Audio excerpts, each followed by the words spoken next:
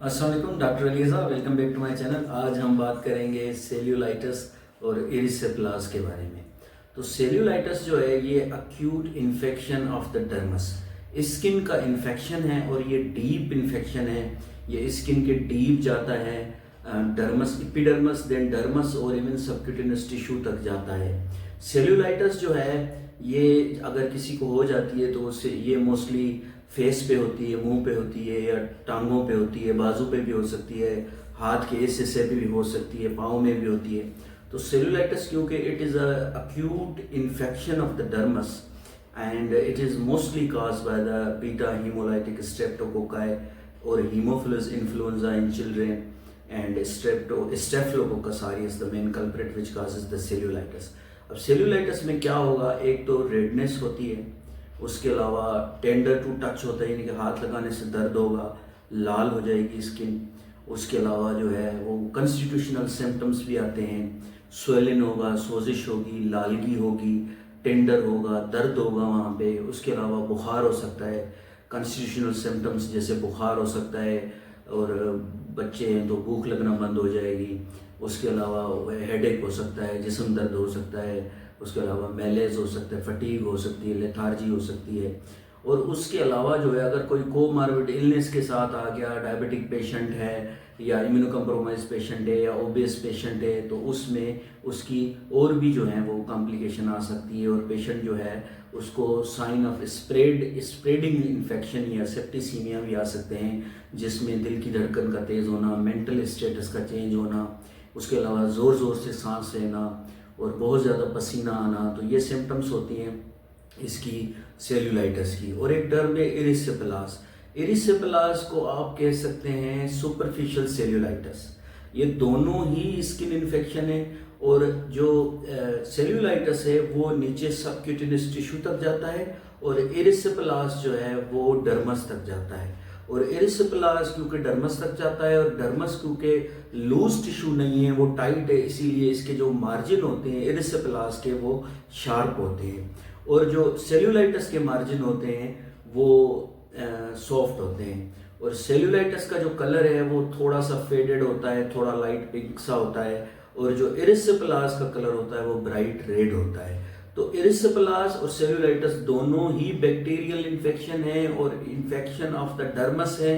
जो सेल्यूलाइटिस है वो सबक्यूटेनियस टिश्यू तक जाएगा और एरिसेप्लास डर्मस तक जाएगा। एरिसेप्लास की जो मार्जिन्स हैं वो शार्प, और एरिसेप्लास जो है वो कान में भी हो सकता है, गाल पे भी हो सकता है, और एक यूनिलेटरल होता है। ऐसा नहीं है कि दोनों टांगों पे होगा, दोनों गाल के हिस्सों में होता है, एक हिस्से में होगा, यूनिलेटरल होगा, दर्द होगी। हाँ, एरिसेप्लास में ज्यादा दर्द होती है, सेल्यूलाइटिस में कम दर्द होती है। और मोस्टली जो है पेशेंट जो है वाइटली स्टेबल होता है और सिर्फ उसको पेन होती है, कंस्टिट्यूशनल सिम्टम नहीं आते। अब इसमें जो है दो तीन चीज़ों का ख्याल रखना है। जैसे सेल्यूलाइटिस को, अगर लेग में सेल्यूलाइटिस है तो उसको हमने डिफरेंशियल डायग्नोसिस करनी है डीवीटी से, डीप वीनस थ्रोम्बोसिस से।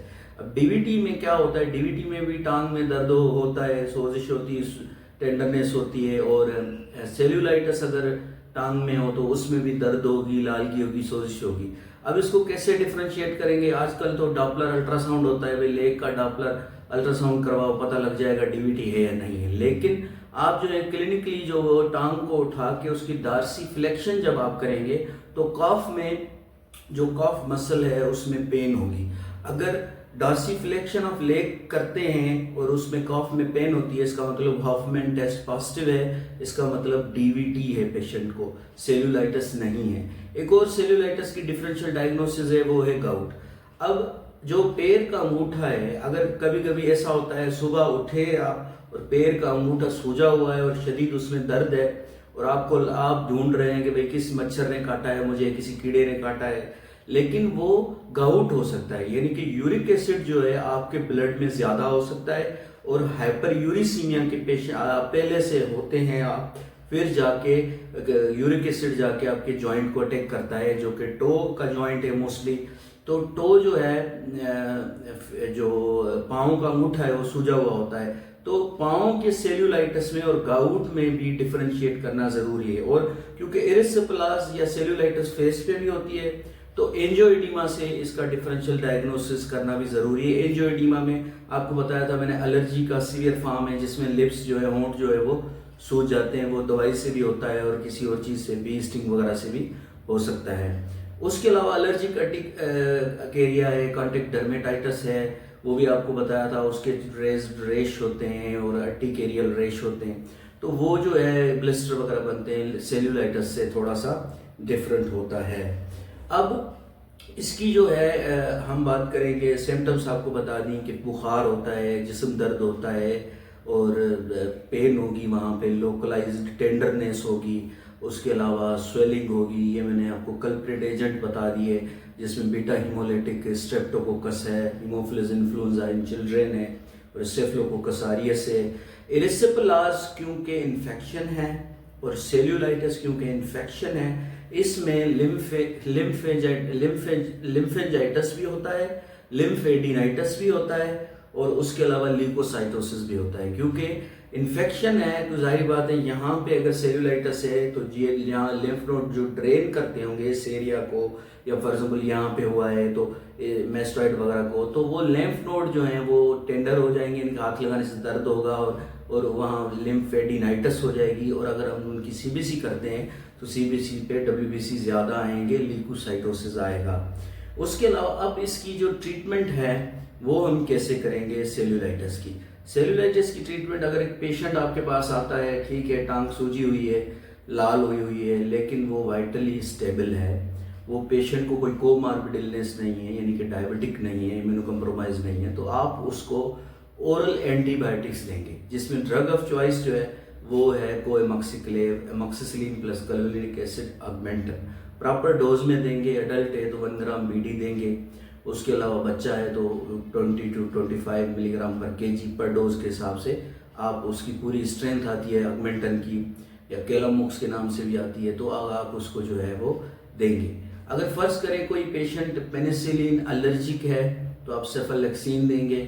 सेफालेक्सिन का जो डोज है वो मुर्ताज वगैरह वो बता रहे हैं 500 mg TDS से भी लेके 6 आवरली बता रहे हैं, जो कि काफ़ी ज़्यादा डोज है। सेल्यूलाइटिस में या इरिसिपेलास में वो बता रहे हैं कि इतना। सेफाजोलिन का भी बता रहे हैं भाई 2 ग्राम IV डोज 6 आवरली।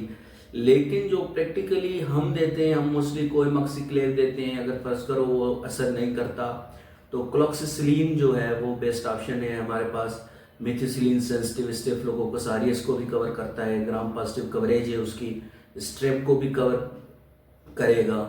तो इसमें जो है हम उसको क्लॉक्सिसिलिन हाई डोज में देंगे, वो भी है 500 मिलीग्राम 6 आवरली, यानी कि 2 कैप्सूल सुबह दोपहर शाम, दिन में 4 मरतबा 2-2 कैप्सूल MP क्लास के देंगे, तब जाके आपका क्लॉक्सिसिलिन का डोज पूरा होगा। अब 90 to 95% जो पेशेंट है ना, चाहे वो स्किन और सॉफ्ट टिश्यू इन्फेक्शन के जितने भी हैं, ठीक है ना, एब्सेस से अगर इंसिशन एंड ड्रेनेज करवाना है या सर्जरी से कार्बन किल वगैरह या इनसे बचना है, तो 90 से 95% को अगर गुड डोजेज में, अच्छे खासे डोज में आप एंटीबायोटिक्स देते हैं, वो कोएमॉक्सिक्लेव हो, वो आपका क्लिंडामाइसिन हो, वो आपका क्लॉक्सिसिलिन हो, अच्छे डोज में देते हैं तो 90 to 95 सेफालेक्सिन हो परसेंटेज जो है वो कवरेज हो जाती है। 5% आप जो है फिर आपको इंसिशन एंड ड्रेनेज की ज़रूरत पड़ती है, एब्सेस बन जाता है तो वो वहाँ पे ज़रूरत है। सेल्यूलाइटिस की ट्रीटमेंट की बात कर रहे थे हम। अगर पेशेंट वाइटली स्टेबल है और कंस्टिट्यूशनल सिम्टम नहीं है, आप ओरल एंटीबायोटिक देंगे, कोएमॉक्सिक्लेव देंगे, क्लॉक्सिसिलिन देंगे। ऑक्सफोर्ड लिखता है कि फ्लूकोक्सिलिन दे 500 मिलीग्राम QDS, ठीक है।